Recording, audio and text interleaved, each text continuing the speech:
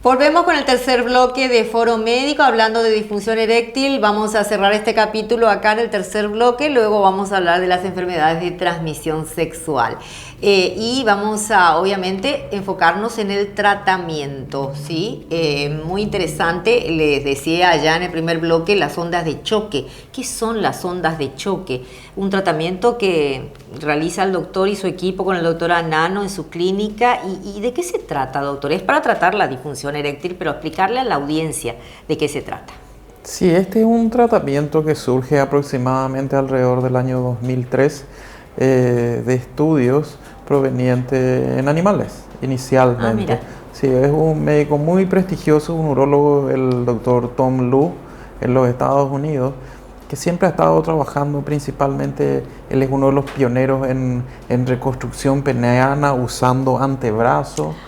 O sea, es un referente en la parte, en todo lo que se refiere, reconstrucción del órgano masculino, en la parte de disfunción eréctil, y él en sus estudios preliminares en el año 2003, 2004, ellos en su investigación descubrieron que estas ondas de choque o ultrasonido, al ser aplicadas en el cuerpo cavernoso, que es el responsable, los cilindros responsables de la erección, ellos vieron que estas ondas en ciertas frecuencias inducían a la proliferación de nuevas células vasculares, ya porque en cada órgano existen las llamadas stem cells o células madres, ya que con cierto estímulo puntual pueden reactivarse, y es ahí donde viene el beneficio de las ondas de choque, que ya han sufrido cambios a través del tiempo en términos de equipo, en donde resultamos en los nuevos equipos que ya están disponibles afortunadamente en nuestro país,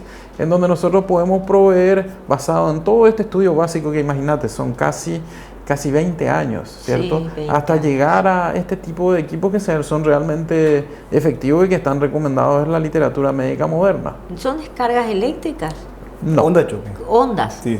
Son ondas de presiones que van disparando y van estimulando.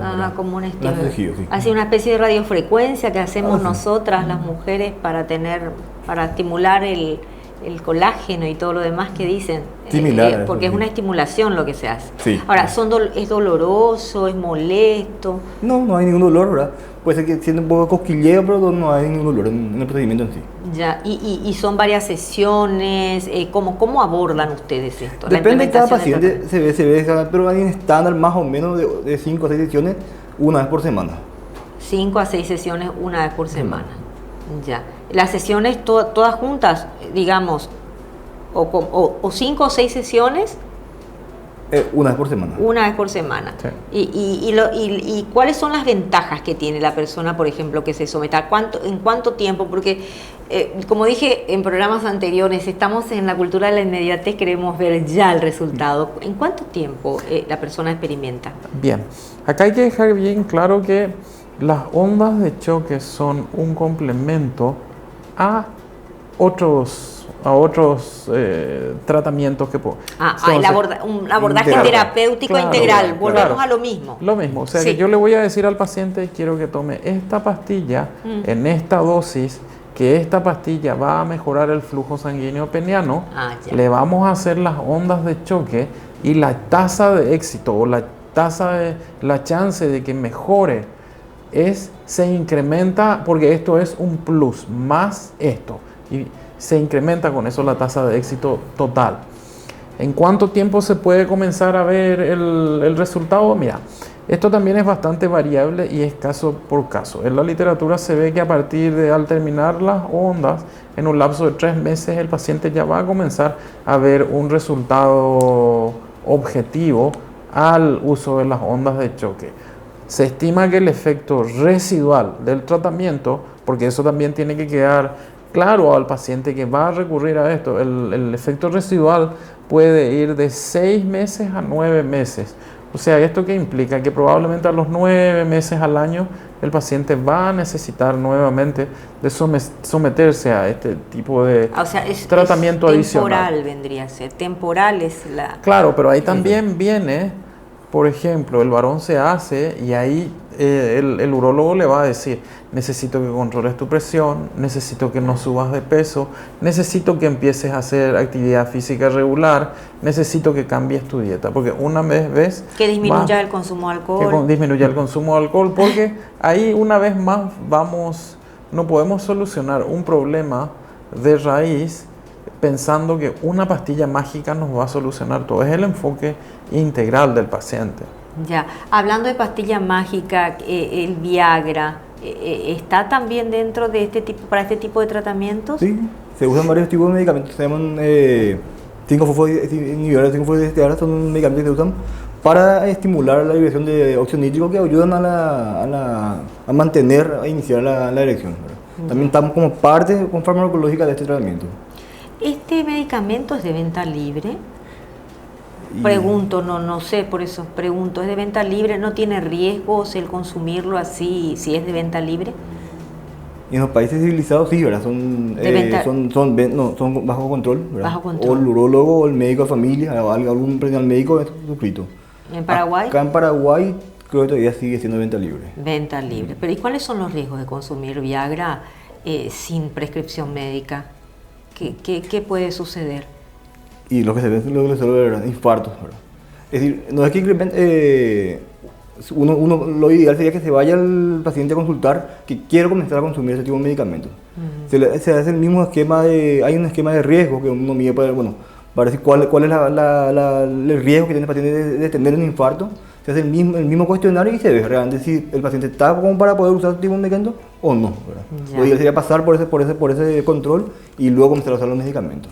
Doctora Barzúa, explicarle a la audiencia, al señor que está en casa, que de repente cree que ir a comprar una pastillita que se vende libre y si no se hace ese chequeo que dice el doctor Anano, ¿qué es lo que pasa en el cuerpo?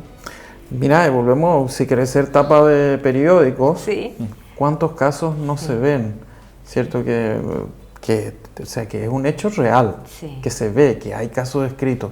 El hombre mayor con una mujer joven, ¿cierto? Se toma 2 de estas pastillas de venta libre y mira los resultados finales. En la práctica urológica nuestra, sí. Que es más o menos semejante porque tenemos unos estándares y criterios, si viene un varón, lo primero que le preguntas, ¿tenés hipertensión? Sí. ¿Estás tomando medicación? Sí. ¿Tuviste algún evento que tenés un estén, un catéter, te hiciste algún cateterismo? Te dice sí, pum, signos de alarma. ¿Estás con sobrepeso? Signos de alarma. Entonces lo primero, vos le vas a sugerir, yo te voy a prescribir, pero yo necesito la autorización de tu clínico de cabecera o de tu cardiólogo. Así de sencillo. Fisiológicamente, ¿qué es lo que ocurre cuando se activa la pastilla en el cuerpo? Se produce una vasodilatación importante, ¿ya? Una vasodilatación sistémica importante y principalmente en el órgano masculino, en el pene principalmente, ¿ya?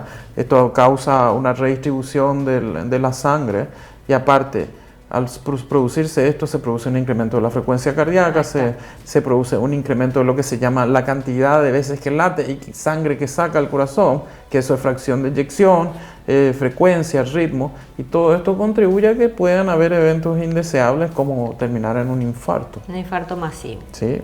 Que es la mayoría. Que es la mayoría de los casos que, como dice el doctor, son tapa de periódico después. Bueno, vamos a ir a otro corte comercial y vamos a hablar luego ya de las enfermedades de transmisión sexual, que también hay un gran relajo en ese tema por parte de varones y de mujeres. No vamos a culpar solamente a los varones porque van a decir que estoy haciendo un programa muy feminista. Vamos al corte y volvemos enseguida.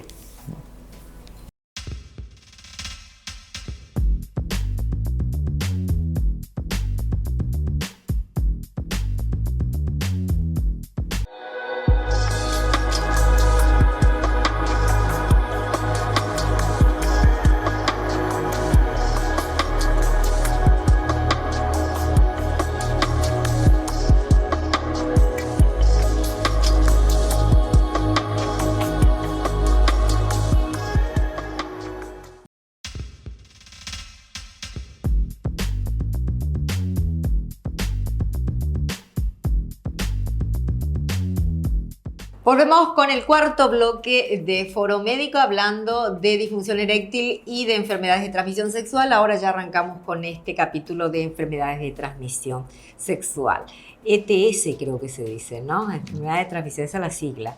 Y bueno, y vamos a hablar de esto que compete tanto al hombre como a la mujer, pero yo no sé quién es más descuidado entre los dos. ¿Quién decís vos, doctora Nara? Bueno, ¿Quién? bueno, ¿La mujer o el hombre? Creo que el problema es en pareja. En pareja. Pero ¿quién es el que consulta más, el hombre o la mujer? Si es por consulta, sí, la mujer, porque La se hace mujer. los chequeos ginecológicos y ahí son más. no se le detecta Sí. nada. Cuando salta lo de la mujer, Ahí viene sí el o sí hombre. está involucrado el varón. ¿Sí? Sí. Ya. Y bueno, y en el caso, por ejemplo, de detectarse un problema de enfermedad de transmisión sexual, ¿el tratamiento es conjunto, sí o sí? Sí, siempre en pareja. Tiene que hacerse en pareja. Y cuando se hace en pareja, ¿qué pasa? Hay que decirse todo. Y ahí hay un problema. Siempre hay un problema. Siempre hay problemas. Bueno, eso es para ponerle un poco la nota de color también a este tema, que realmente no es como para reírse, pero son situaciones que se dan en la vida cotidiana. Pero vamos a hablar de qué son las enfermedades de transmisión sexual. A ver si me empieza a contar esto el doctor Abarzúa. Y bueno, y básicamente las enfermedades de transmisión sexual son todas aquellas que se dan dentro del ámbito de la actividad sexual. Pero también muchos van a pensar que básicamente es la penetración. Hay que tener cuidado con eso porque lo que estamos viendo cada vez más en prácticas, la actividad del sexo oral, también sin penetración también puede terminar en una enfermedad de transmisión sexual. Puedes tener herpes, puedes tener uretritis, puedes tener sífilis, incluso ¿A través del sexo a oral? través del Sí. sexo oral, claro. O sea que es por eso que no se debe confundir únicamente que el mero hecho de la penetración va a resultar siempre en una enfermedad de transmisión sexual. Hay que recordar que hoy, por los hábitos sexuales, ya la parte del sexo oral también contribuye a las enfermedades de transmisión sexual. Ya. ¿Cuáles son las enfermedades de transmisión sexual? ¿Sífilis después? Son varias, depende. Puede ser bacteriana, puede ser vírica, puede ser también hongo, fúngica. Tiene otra vez una Varias clasificación. clasificaciones. Y bueno, ¿y cuáles son las bacterianas, y cuáles son las víricas? Son varias, es decir, una lista interminable. Bueno, pero las Las más frecuentes, conocidas, digamos. la bacteria está la sífilis, está la clamidia, uraplasma, micoplasma, son los más comunes que vemos como bacterias, ¿verdad? También están otros como parásitos como tricomonas, también tenemos virus como el leprevirus, HIV, y también tenemos como la parte fúngica o los hongos, ¿no? La cándida. Ya, perfecto. ¿Cómo se detecta? ¿Solamente con un análisis o hay síntomas en que el hombre puede darse cuenta que está teniendo un problema, una enfermedad, una enfermedad sexual, digamos, de transmisión sexual? Tiene un amplio rango, va desde lo asintomático, que no se da cuenta, no duele, no molesta nada, ¿verdad? El paciente orina normalmente, tiene actividad sexual normalmente y no se da cuenta, pero tiene en el fondo una enfermedad de transmisión sexual. También pueden ser oligosintomáticos, con pequeños síntomas. Pequeña molestia al miccionar, molestia al eyacular, pequeños sangrados al orinar, alguna secreción que salga por la uretra, ¿verdad? Puede ser una pequeña secreción viscosa, transparente, purulenta, bien como pus que salga por el pene, o inclusive algunas lesiones, ¿verdad? Puntitos rojos, manchitas, úlceras, ¿verdad? Que vayan saliendo por el pene. Esto ya, esta situación, este diagnóstico que da el doctor, estas características, perdón, ya ¿en qué estadio estaría la enfermedad del paciente, doctora Abarzúa? Por ejemplo, si viene por darte un ejemplo, una uretritis, que es una de las infecciones de transmisión sexual más comunes. Como él dijo, puede ser oligosintomático. Bueno, en ese momento puede ir desde pocos síntomas a tener una secreción que puede ser filante como el moco cuando estás resfriado o la secreción purulenta. Eso ya básicamente implica que el varón no estuvo en contacto con una persona en un lapso de 7 a 21 días previo a ese evento. O sea, son de 7 a 21 días en donde estuvo incubándose, terminando en esa secreción final. O sea, que avanzó hasta ahí ya Claro. la enfermedad. Vos podés ver la secreción purulenta, que eso ya es franco clínicamente, Sí. pero puedes tener aquel que tiene pocos síntomas y es ahí donde tenés que saltar a los siguientes estudios, en donde hoy por hoy pedimos mucho análisis de orina, el PCR en la orina, ¿Por qué? Porque el PCR es la prueba forénsica en donde ante la menor traza de DNA de ese germen se va a identificar. Y que yo creo, probablemente Luis va a decir lo mismo, que en nuestra práctica cotidiana, en un gran porcentaje, en la mayoría de los casos, hoy por hoy estamos terminando en ese tipo de pruebas por el tipo de sintomatología que tiene el paciente. Eso es uretritis. Si el paciente me viene con una lesión en donde yo veo una úlcera, que es como un sacabocado, que no duele, que vos lo tocás, que tiene también 2 semanas previo a un contacto sospechoso, lo primero que vas a pensar es sífilis, ¿ya? Si vienen los puntitos rojos, que no pican, no molestan, vas a pensar probablemente que es un herpes. Pero si está roja la cabeza del pene, con secreción, que le pica mucho, vas a pensar que es un hongo. ¿Entendés? Y de esa forma nosotros vamos haciendo la diferenciación. Puede ser esto, puede ser aquello, y en base a eso, los métodos diagnósticos que vamos a emplear y el primer tratamiento empírico también que le vamos a ofrecer al paciente. ¿Y cuáles son los riesgos de tener una enfermedad de esta índole para el paciente y para la pareja? A la larga, si uno no se da cuenta o no es tratado o no es bien tratado, las consecuencias puede ir desde una infertilidad en el hombre. Inclusive, si es un papilomavirus, puede llegar hasta el cáncer de pene. Ya. Y los que son asintomáticos, por ejemplo, También. ¿cuál es la enfermedad asintomática cuál es, entre todas esas enfermedades que me citaste, doctor, la asintomática, cuán riesgosa es y cuáles son? La más riesgosa. Sí. Bueno. Algo que no está sintiendo el paciente y que tiene, ¿cuál puede ser? Está el HIV. La Uno HIV. puede tener 45 días, tiene un periodo de ventana que uno puede hacer de los test, no va a salir todo negativo. Le hicieron 45 días, el test rápido, en 90 días recién puede salir positivo. Y está silente, está quietito ahí, hasta que, bueno, en un momento dado se activa el virus y ahí... Bueno, ¿por qué? Porque pregunto esto porque ¿cuáles son los exámenes de rutina que sí o sí el varón debe hacerse? Porque si hay enfermedades asintomáticas de transmisión sexual es muy riesgoso para su vida y para la vida de su pareja, ¿verdad, doctor? Sí, por eso insistimos Sí. acá, o sea, tenemos que ir a la página del capítulo anterior, Sí. prevención de enfermedad de transmisión sexual. Sí. Y que eso es lo que, genial, recibimos a los pacientes ya con el cuadro clínico. Y ahí es donde empieza nuestro trabajo real, que es contarle al paciente, afortunadamente hoy tuviste una uretritis y no tuviste un HIV, porque incluimos dentro de los estudios que le pedimos al paciente, teniendo en cuenta su actividad sexual, su número de parejas, porque hay varones que no tienen parejas estables, muchachos jóvenes que van un sábado a un lugar, el domingo van a otro lugar, están con una pareja, otra pareja, múltiples parejas sexuales. Y es ahí donde nosotros le decimos, tuviste esto, salieron negativos todos los estudios para HIV, para sífilis, tenés una uretritis, te vas a tratar, pero de ahora en más vas a empezar a usar preservativo en forma regular, tanto en la actividad sexual oral como en los orificios vaginal, ya con la mujer. O sea, La promiscuidad definitivamente es un agravante. Claro, así de sencillo. Así mismo.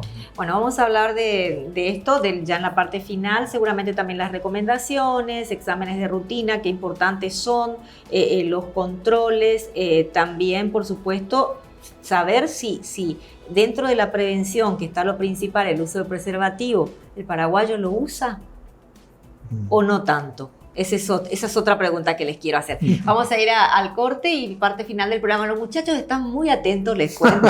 Todos los camarógrafos están así, súper atentos. Y bueno, espero que hagan la prevención que corresponde. Vamos al corte y volvemos enseguida.